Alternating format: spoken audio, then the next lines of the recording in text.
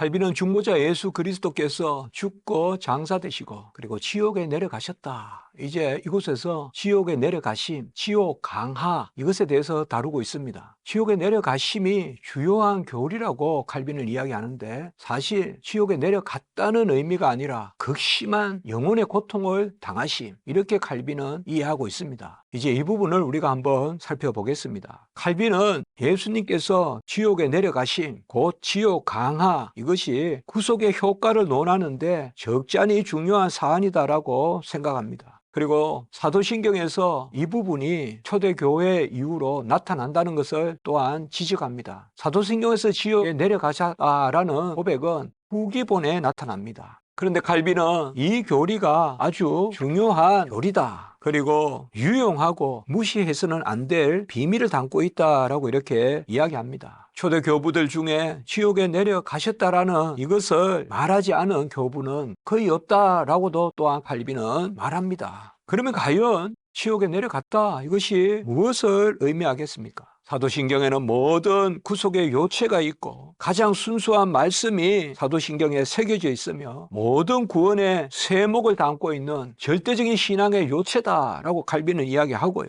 이러한 사도신경의 고백 중에 지옥 강화를 뺀다면 아주 큰 유익을 잃어버린다라고 이야기합니다. 무슨 유익이냐? 예수 그리스도께서 죽으심 그 유익을 우리가 잃어버리게 된다라고 이렇게 말합니다. 그렇다면 과연 예수님께서 지옥에 내려가신 것입니까? 칼빈은 결코 예수님이 죽고 장사되시고 지옥에 내려가셨다라고 할 때 지옥에 내려가심은 장소적이고 실제적인 의미가 아니라고 이야기합니다. 그것은 영적인 의미고 그것은 아까도 이야기했듯이 영혼의 고통당하심을 표현하는 것이라고 생각합니다. 로마 캐톨릭은 예수님께서 죽으시고 장사되시고 지옥에 내려가셔서 구약시대 때 죽었던 믿음의 조상들을 구출해서 천국으로 옮기셨다라고 이야기합니다. 이것이 바로 로마 캐톨릭의 극악한 조상 림보 사상 혹은 조선 림보라고도 합니다. 구약 때 죽었던 믿음의 백성은 바로 천국에 가지 못하고 머물러 있는데 그것을 로마 캐톨릭은 림보라고 합니다. 그래서 그 머물러 있었던 사람들 아브라함도 이삭도 야곱도 머물러 있었던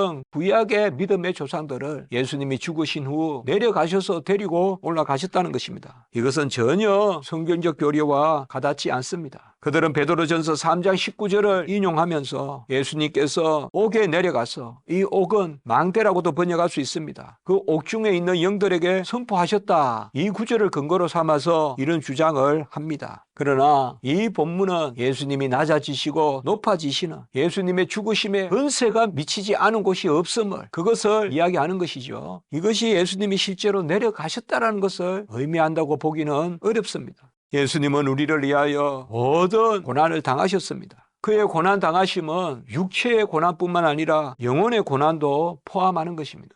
예수님이 당하신 영혼의 고난은 어떤 것이 있을까요? 칼빈은 제일 먼저 징계에 대해서 이야기합니다. 예수님이 우리를 위하여 신문을 당하시고 심판을 받으시는 그 징계 받으심 그것이 영혼의 고난이라는 것입니다. 그가 징계받음으로 우리가 평화를 누리고 라고 이사야 53장 5절에서 말씀하고 있는데 이 예수님께서 안나스, 가야바, 헤롯, 빌라도 앞에서 심판을 받으신 것 그것이 영혼의 고통이라는 것입니다. 그리고 이 영혼의 고통의 두 번째 중요한 사건은 겟세마네 기도입니다.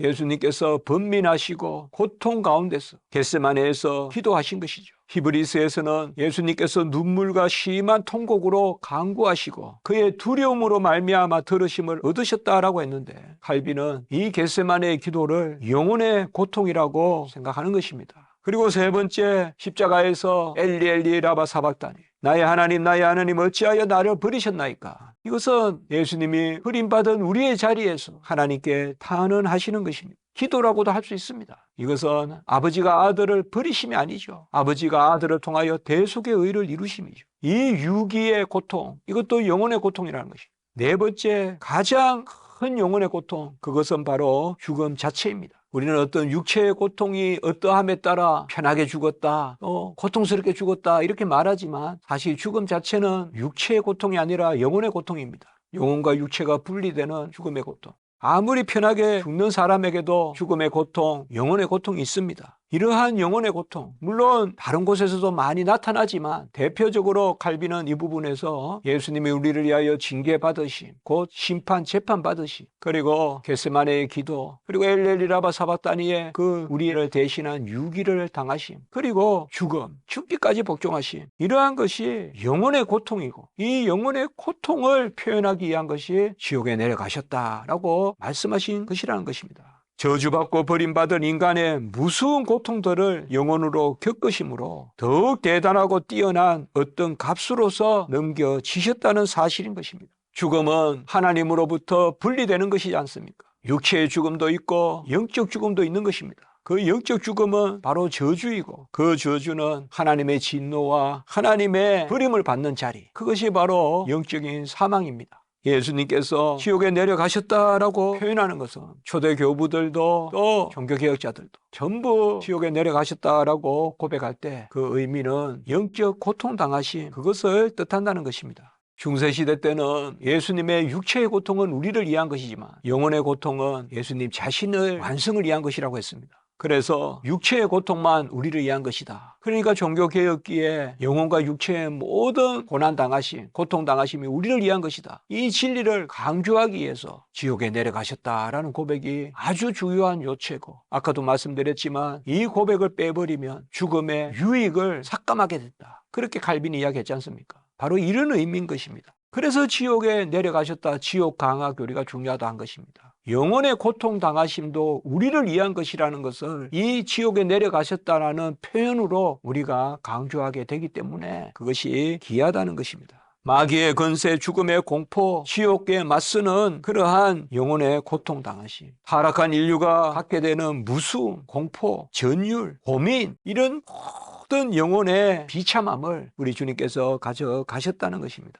참으로 그리스도의 영혼이 형벌에 참여하지 않으셨다면 예수님은 우리의 몸만을 위한 구속주가 되셨을 것입니다. 그러나 예수님은 우리의 근심과 슬픔, 우리의 징계, 우리의 유기, 우리의 죽음 자체의 고통, 그것을 모두 가져가셨습니다. 우리를 위하여 예수님께서 자은에서 당하신 모든 고난, 육체의 고난뿐만 아니라 영혼의 고난도 우리를 위한 것이다. 어떤 악도 없고 흠도 없고 어떤 죄도 없고 어떤 징계에도 속하지 않는, 어떤 공포에도 전율에도 번민에도 속하지 않는 예수께서 그의 정서 가운데 슬픔과 두려움과 공포, 이 모든 영혼의 고통, 이것이 얼마나 절실한지 겟세마네에서 기도할 때 그의 땀이 피가 되는, 얼굴로부터 핏방울이 흘러내리는 이러한 극렬한 고통당하심, 이것이 예수님께서 지옥에 내려가셨다라는 그 고백의 의미라는 것입니다. 믿기지 않는 영혼의 고초, 이것을 표현하는 것이 예수님께서 지옥에 내려가셨다는 것입니다. 예수님은 사망의 고통에 매여 있으실 수 없습니다. 예수님은 우리를 위하여 사망을 이기시고 생명으로 우리에게 역사하십니다. 그 생명은 저주로부터 멀어졌던 인류를 다시금 하나님의 자녀로서 하나님의 품 안에 들이시는 것입니다. 그 은혜는 단지 몸의 은혜가 아니라 영혼의 은혜입니다. 영적인 자유함입니다. 이제는 더 이상 고통과 번민과 시리와 좌절과 그 극적인 고초, 영혼의 그러한 공고함을 사로잡혀 죽음의 종로를 하는 것이 아니라 예수 그리스도께서 죽으심으로, 죽기까지 고난당하심으로 우리의 영혼을 해방하시고 우리를 하나님 앞에서 화목하게 하셨다. 이것이 바로 지옥에 내려가셨다라는 고백의 의미라는 것입니다. 지옥 강화에 대한 칼빈의 입장은 분명합니다. 이것을 칼빈이 중요한 고백의 요체라고 한 것은 결코 예수님이 지옥에 내려가셨다는 뜻이 아닙니다. 로마 캐톨릭과 루터란과 동방 정교에 속한 사람들은 실제로 내려가셨다라고 오해합니다. 그러나 초대교부들, 정통신학자들, 우리 종교개혁가들은 그렇게 다루지 않습니다. 영혼의 고통 당하심이라고 하거나 혹은 예수님이 죽고 장사되심은 죽은 가운데 계심을 의미하거든요. 이것과 같은 말이라고 봅니다. 웨스트민스터 대요리 문답에도 그렇게 기록되어 있습니다. 그러면 이것은 우리가 칼빈이 다루는 부분 이상의 이야기지만 과연 우리가 지옥에 내려가셨다라고 고백해야 될까요? 이것은 제가 한번 간략하게 제 의견을 말씀드려 보겠습니다. 첫째로 사도신경에 지옥에 내려가셨다는 지옥 강화 부분은 사도신경의 후기본에 나오는 것입니다. 핵심 부분이라고, 본질적인 부분이라고까지 말하기는 어렵습니다. 두 번째, 초대 교부들로부터 이 지옥에 내려가셨다라는 고백이 거의 다 나오지만, 그러나 정통적인 입장에 서 있었던 신학자들은 그 누구도 이것을 실제로 내려가셨다라고 그렇게 인정하지 않습니다. 셋째로, 성경에 예수님이 지옥에 내려가셨다라는 결정적인 말씀이 없습니다. 우리가 성경에서 소울이라든지 이런 개념은 물론 장소적 개념도 있지만, 소울에 내려가셨다라는 것은 죽음 자체를 의미하기도 하고 고난을 의미하기도 합니다. 그렇기 때문에 결정적인 구절이 없습니다. 넷째, 종교개혁자들, 그리고 우리가 칼빈에게서 보듯이, 헤르만 바빙크나 찰스 하치나 우리가 정통 신학자들을 통하여서 보듯이, 또 칼빈과 동시대 종교개혁자들, 부츠나 이러한 신학자들을 통하여서도 보듯이 지옥에 내려가셨다라는 것은 영적 고통당하심, 극심한 영혼의 고초, 그것을 의미하는 것입니다. 이렇게 본다면, 지옥 강화가 영혼의 고통 당하심이라고 본다면 그것은 죽고 장사되심의 고백으로 충분합니다. 굳이 지옥에 내려가셨다라고 고백하지 않는다 하더라도 우리가 이것을 그렇게 이해한다면, 영혼의 고통 당하심, 죽음 자체가 고통이니까 예수가 날 위해 죽으셨다고 고백하고 장사되셨다, 장사되시면 죽음 가운데 사흘 동안 계심을 뜻하거든요. 그렇게 고백한다면 별도의 고백이 필요 없다는 것입니다. 다섯 번째, 예수님이 지옥에 내려가셨다라고 할 때 그러면 어떤 모습으로 내려가셨냐라고 우리가 질문하게 된다면 그 답을 줄 수가 없습니다. 예수님은 죽으시고 인생에 따라서는 영원히 나그네 계십니다. 그러므로 로마 캐톨릭이나 루터란이나 동방정교에서 영혼만이 내려가셨다, 영혼과 육체가 내려가셨다, 부활 전에 또 다른 부활이 있었다, 이런 궁한 변명들은 참으로 성경의 진리에 부합하지 않습니다. 결론적으로 여섯 번째로 말씀드리면, 우리가 지옥에 내려가셨다라고 신앙 고백을 하게 되면 많은 성도들이 이 부분을 오해할 것입니다. 실제로 제가 외국인들에게 물어보면 그들은 실제로 내려가셨다라고 생각합니다. 그러므로 결론적으로 지옥 강화는 우리가 또 다르게 덧붙여서 고백할 부분은 아니다라고 저는 여깁니다.